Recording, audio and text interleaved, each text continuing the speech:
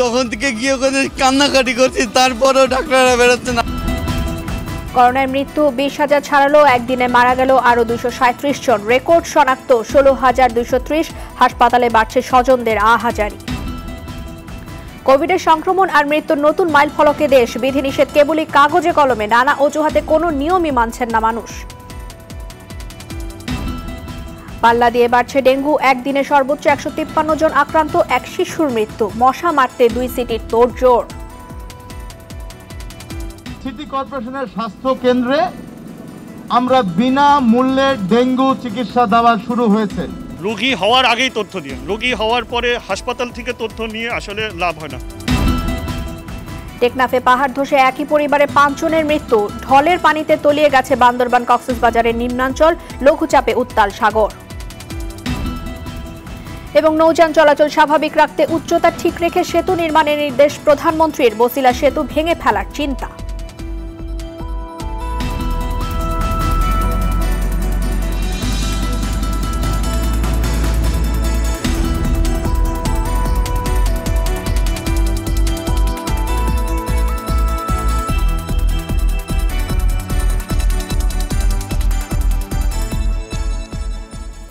আসসালামু আলাইকুম, স্বাগত জানাচ্ছি আরটিভির রাতের সংবাদে। দর্শক, এতক্ষণ শুনছিলেন মার্কেন্টাইল ব্যাংক শিরোনামগুলো।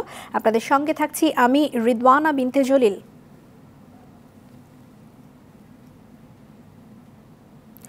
করোনা পরিস্থিতি দিন দিন খারাপই হচ্ছে। হাসপাতালগুলোতে দেখা দিয়েছে সাধারণ বেড এবং আইসিইউ এর সংকট। শত চেষ্টায়ও স্বজনের জন্য একটি বেড ব্যবস্থা করতে পারছেন না ভুক্তভোগীরা।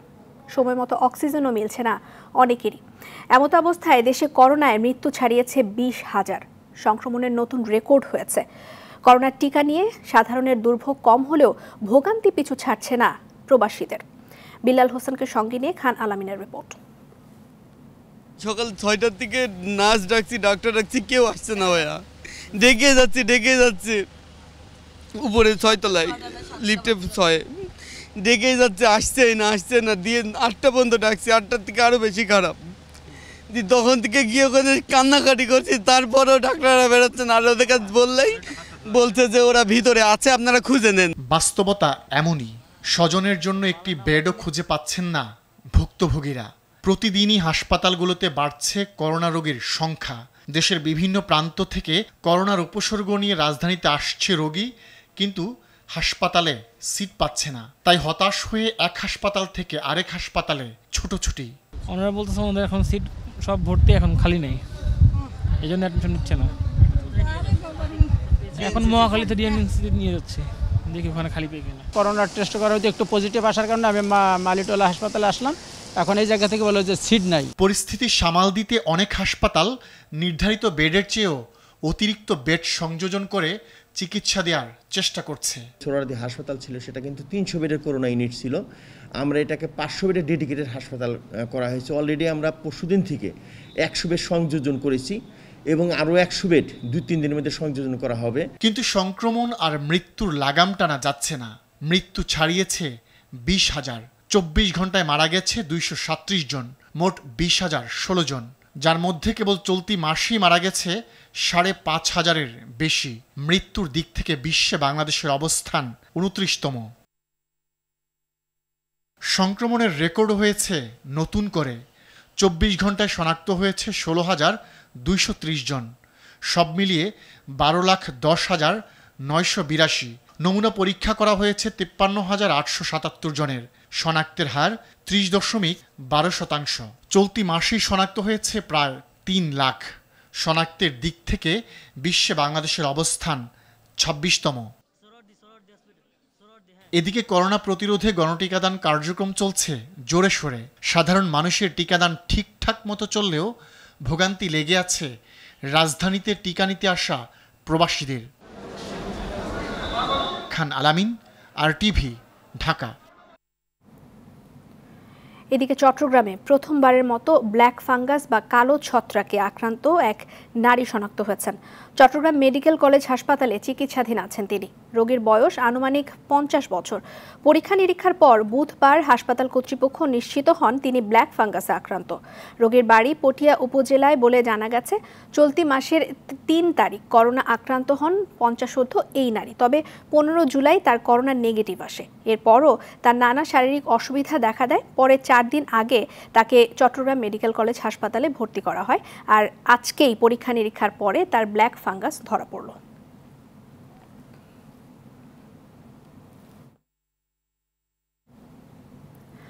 মানুষের চলাচল বেড়ে যাওয়ায় কঠোর লকডাউন অনেকটাই ভেঙে পড়েছে।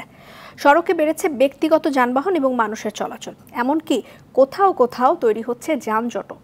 বিধিনিষেধ মানাতে বিভিন্ন স্থানে ভ্রাম্যমাণ আদালতের মাধ্যমে করা হচ্ছে জরিমানাও। সাকিবুর রহমানের রিপোর্ট। করোনা সংক্রমণ আর মৃত্যুর নতুন মাইলফলকে যখন দেশ, তখন বিধিনিষেধ যেন শুধু কাগজে কলমে। সড়কে ব্যক্তিগত যানবাহন আর মানুষের উপস্থিতি বেড়েছে উল্লেখযোগ্য হারে।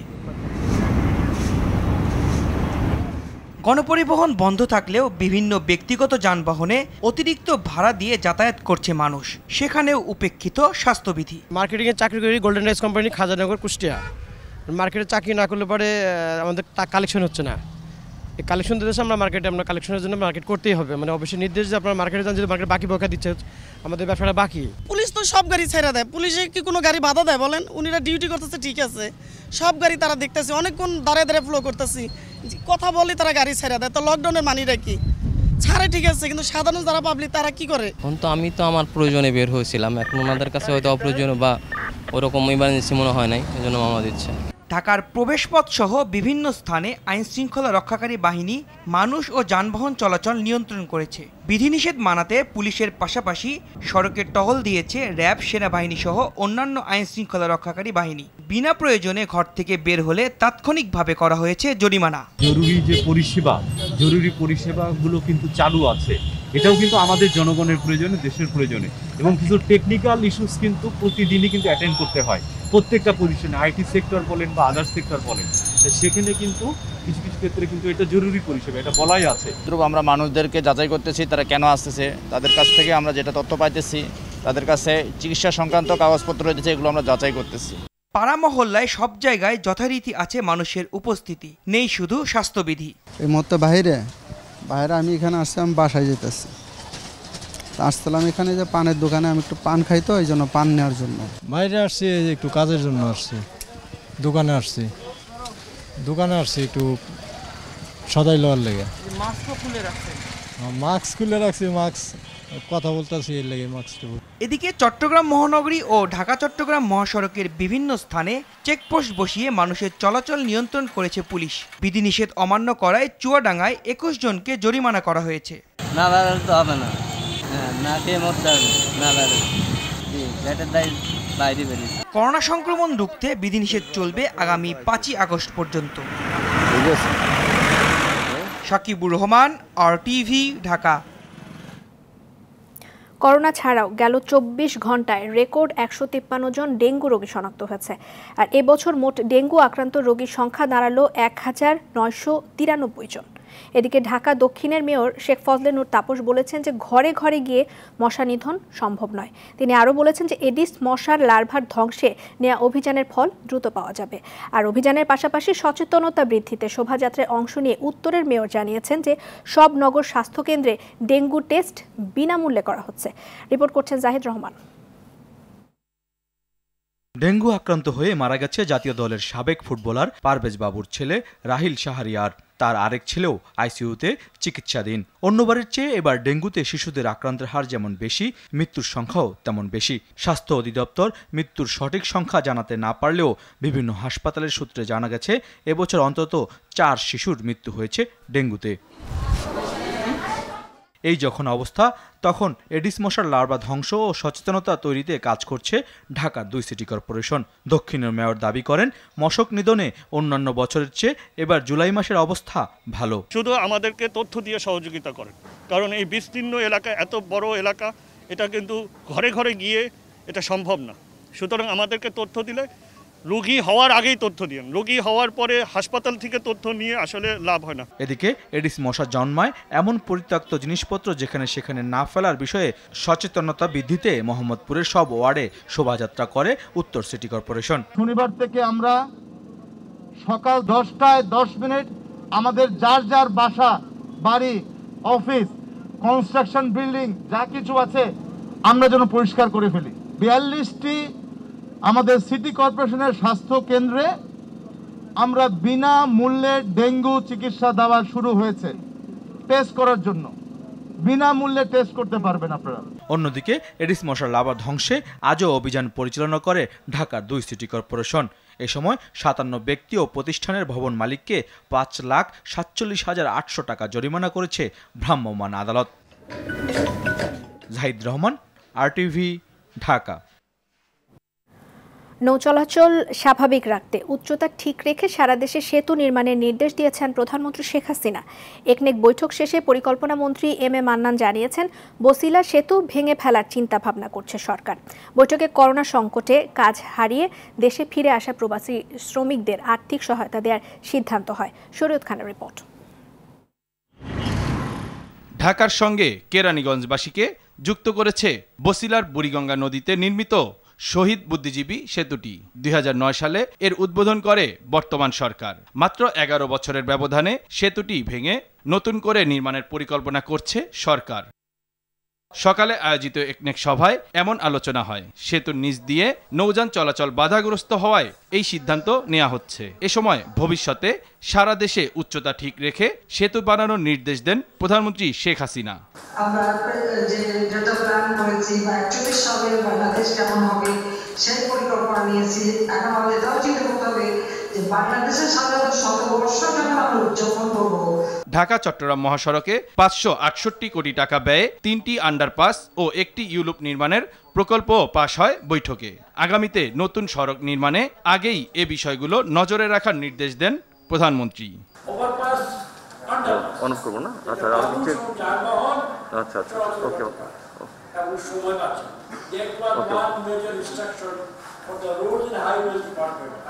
এছাড়া করোনা সংকট শুরুর পর থেকে কাজ হারিয়ে দেশে ফিরে আসা শ্রমিকদের পুনর্বাসনে একটি প্রকল্প নিয়েছে সরকার। শ্রমিকদের সঠিক তথ্য সংগ্রহের পাশাপাশি পুনর্বাসন করবে সরকার।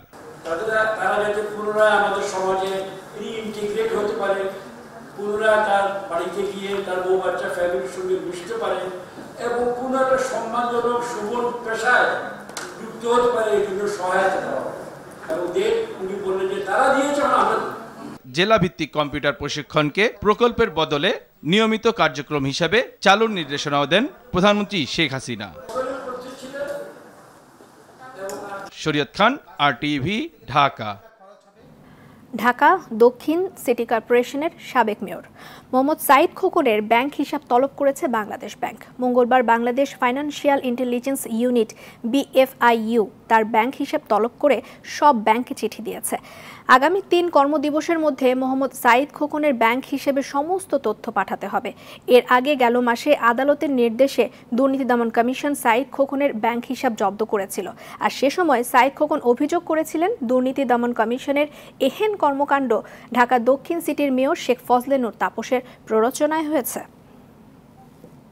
অন্যান্য বছর ঈদুল আজহার পর লালবাগের পোস্তার আড়ত থেকে কোরবানির পশুর লবণযুক্ত চামড়া প্রায় শতভাগই বিক্রি হয়ে যায়।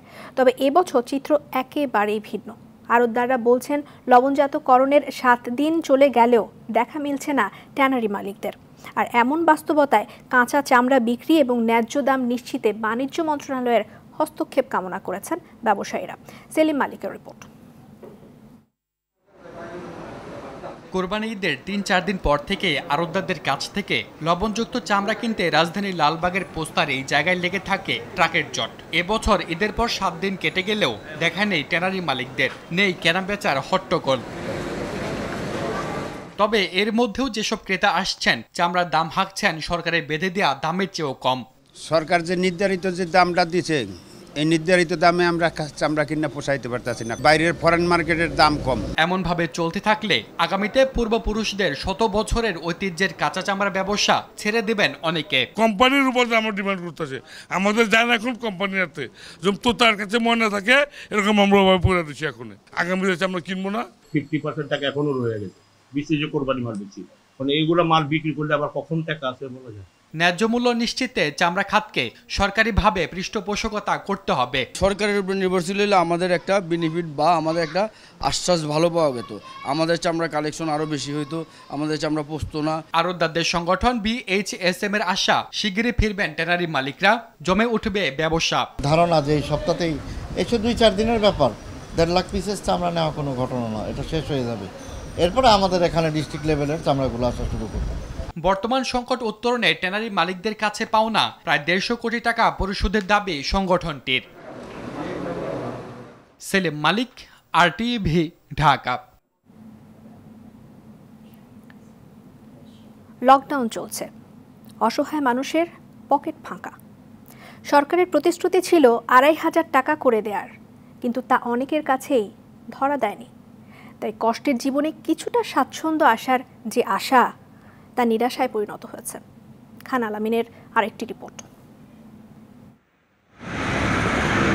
নেত্রকোনার রীতা আক্তার চা, পান, বিস্কুট, সিগারেট বিক্রি করেই চলে তার সংসার। স্বামী আর 3 সন্তান নিয়ে থাকেন রাজধানীর বৌদ্ধ মন্দিরের মায়াকাননে। লকডাউনে কমে গেছে বিক্রি, তাই বেড়ে গেছে সংসারের চাপ। পুলিশে দৌড়ানি দেয়, লয়ে দৌড় দেওয়া লাগে, পরে আবার গেলে পরে আবার বইতে হয়। ওই মুড়ে বইছিলাম, পরে প্লাস 2টা নিয়ে গেছে, পরে কইলাম যে ভাই এই 2টা দিয়েই তো আমার সংসার চলে। তুমি করে না করছি না বইতে, তোমরা বই থাকে। দিনমজুর, নৌ ও সড়ক পরিবহন শ্রমিক এবং ক্ষুদ্র ব্যবসায়ীদের জন্য সরকার জনপ্রতি নগদ 2,500 টাকা করে আর্থিক সহায়তার জন্য 450 কোটি টাকা বরাদ্দ করেছে। কিন্তু রীতা আক্তারের কাছে পৌঁছায়নি তার ছিটে ফোটাও। টাকা পয়সাও পায় না, কোনো সাহায্যও পায়নি, কেউ যোগাযোগ করে নাই। রীতা আক্তারদের না হয় সরকারের পক্ষে খুঁজে বের করা কঠিন, কিন্তু সায়দাবাদ বাস টার্মিনালের পরিবহন শ্রমিকদের অবস্থাও তো রীতার মতোই। তাদের কারো কাছেই যায়নি সরকারি প্রণোদনার অর্থ। আমাদের গণপরিবহন শ্রমিকদের জন্য 1 টাকা অনুদান হতে পাইছি না। আমরা এই যে লকডাউন যাইতেছে, কোনোদিন কইতে পারবো না মাননীয় প্রধানমন্ত্রী একটি শ্রমিকের কাছে 10 টাকা আমাদের কোনোদিন পাইছি না। দেওয়া হবে বলছিল, আমরাও শুনছি, কিন্তু এই শোনা পর্যন্তই আমরা কেউ কোনো টাকা পয়সা পাইনি। ওনারা ভোটার ID কার্ড নিছে, আমাদের লাইসেন্স নিছে, আমাদের কার্ড নিছে, নিয়ে আমাদেরকে বলছে 2500 টাকা করে দিব, অমুক জায়গা তো সাইলাইতে আছে, অমুক জায়গা তো ডাইলাইতে আছে। আসলে আমরা কিছুও পাইছি না। তাহলে এগুলা কারা পাইছে? প্রধানমন্ত্রী কোটি কোটি টাকা দিছে, এই টাকাগুলা কারা পাইছে? বাসের চাকা বন্ধ, তাই কষ্টে চলছে সংসারের চাকা। করোনা ও লকডাউনের সবচেয়ে বেশি সময় গণপরিবহন বন্ধ থাকলেও তাদের ভাগ্যে কখনোই জোটেনি কোনো প্রণোদনা, জুটেছে কেবল প্রতিশ্রুতি। একবার না হলে 40 বার নিচে আমাদের এই ভোটার ID কার্ড ওনারা নিয়ে বলে এই যে আইতে আছে, দিতে আসি। এই আমাদের মালিক সমিতির লোক, শ্রমিক কমিটির লোক, টার্মিনাল কমিটির লোকে নিছে, কিন্তু আমরা কিছু পাইছি না। এর কারণটা কি? আমরা এমন এক পর্যায়ে আছি যে পর্যায়টা মানুষে হয়তো কারো ঘরে গেলে, কারো বাইরে গেলে দেখলে অনুভব করতে পারবে। অনেক শ্রমিক না খায় হয়েছে, অনেক শ্রমিক বাসা ভাড়া দিতে পারে না, ঘর ভাড়া দিতে পারে না, সর্বহারা হয়ে হয়েছে। লকডাউন বাস্তবায়নে প্রণোদনার অর্থ সঠিকভাবে বন্টনের দাবি অসহায় এই মানুষগুলোর। খান আলামিন, RTV, ঢাকা। বেনাপোল স্থলবন্দর দিয়ে অক্সিজেন এক্সপ্রেস ট্রেনে দেশে এসেছে 200 টন তরল অক্সিজেনের আরও একটি চালান। সকালে ইন্দো বাংলা এক্সপ্রেস ট্রেন 10টি অক্সিজেনবাহী কন্টেইনার নিয়ে সিরাজগঞ্জ বঙ্গবন্ধু সেতু পশ্চিম রেল স্টেশনে এসে পৌঁছায়। খালাসের পর সেগুলো লরিতে করে নিয়ে যাওয়া হয় নারায়ণগঞ্জের রূপগঞ্জ সেন্ট্রাল অক্সিজেন প্লান্টে। লিন্ডে বাংলাদেশ নামে প্রতিষ্ঠানের উদ্যোগে এ নিয়ে 2 ধাপে 400 টন অক্সিজেন আমদানি হলো।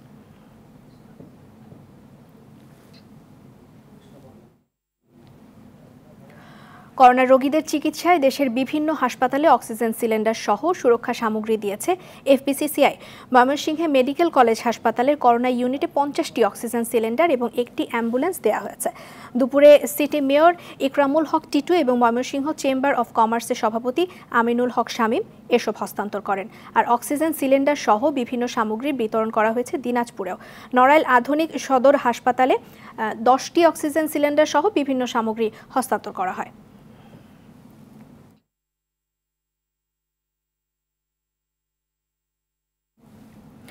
দেশের ডিজিটাল আর্থিক লেনদেনের নতুন মাত্রা যোগ করতে এবং গ্রাহকদের নিরাপদ সেবা দিতে চালু হলো mobile financial service trust Axiata tap. দুপুরে ট্রাস্ট ব্যাংকের হেড অফিসে এ বাণিজ্যিক কার্যক্রমের উদ্বোধন করলেন সেনাপ্রধান এবং ট্রাস্ট ব্যাংকের chairman general S M. Shafiuddin Ahmed. সেবাটির আওতায় গ্রাহকরা অর্থ জমা, লেনদেন, ইউটিলিটি বিল পরিশোধ, বিমার কিস্তি, শিক্ষা প্রতিষ্ঠানের ফি, 3 বাহিনীর নিয়োগ সংক্রান্ত ফি, জাতীয় পত্র এবং পাসপোর্ট ফি পরিশোধ করা যাবে। দর্শক, করোনা ভাইরাস নিয়ে আতঙ্কিত হবেন না, সতর্ক হন, নিজে পরিচ্ছন্ন থাকুন, মাস্ক পরুন, অন্যকে সচেতন করুন। এই সংকট মুহূর্তে প্রয়োজনীয় সব তথ্য নিয়ে আপনাদের পাশে আছে আরটিভি। রাতের সংবাদ এ পর্যন্তই। আরটিভির সবশেষ সংবাদ জানতে যে কোনো মোবাইল ফোন থেকে 24141 নম্বরে ডায়াল করুন। আর মোবাইল ফোনের সংবাদ দেখতে অ্যাপ স্টোর, গুগল প্লে বা উইন্ডোজ স্টোর থেকে ডাউনলোড করুন আরটিভি অ্যাপ। এছাড়াও তাৎক্ষণিক এবং বিনোদন সংবাদ জানতে বিশ্বের যে কোনো প্রান্ত থেকে ভিজিট করুন rtvonline.com, facebook.com/rtvonline এবং youtube.com/rtvdigitals। এখন থেকে আরটিভির সব বিনোদনমূলক অনুষ্ঠান দেখতে পারবেন RTV প্লাসে। ধন্যবাদ সবাইকে সাথে থাকার জন্য।